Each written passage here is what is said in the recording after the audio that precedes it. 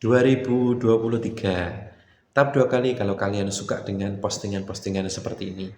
Nah, kali ini kita akan bicarakan mengenai resiko yang terukur. Jadi bisnis itu adalah tentang resiko. Oke, kita semua sudah tahu. Bisnis adalah tentang resiko. Bagaimana kita memahami capital kita, kemudian memiliki capital, dan sebagian capital kita masukkan ke dalam bisnis kita. Kemudian kita bekerja terhadap capital kita, kemudian membuat produk, dan produk itu kita jadikan untuk menyelesaikan masalah dari konsumen kita. Nah, pertanyaannya bagaimana jika terjadi failure? Bagaimana jika konsumen itu ternyata tidak menyukai produk kita?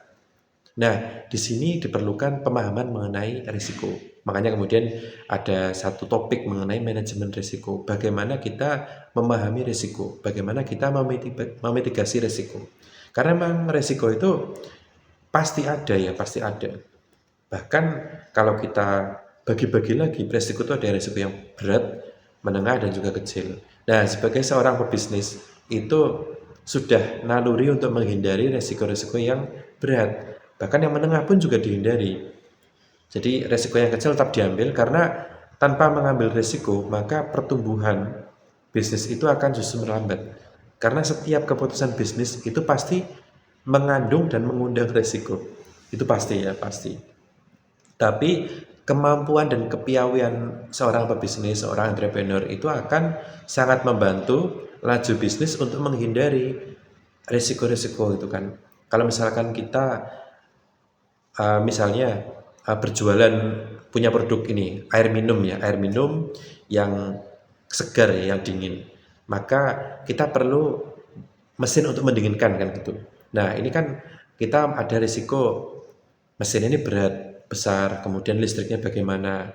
Kemudian kalau misalkan kita jualan malam hari, ya nggak ada yang beli. Pasti ya siang hari, pas cuaca panas, pas orang-orang juga butuh air minum. Kalau misalkan kita tawarkan air minum yang dingin, tentu mudah-mudahan banyak yang beli.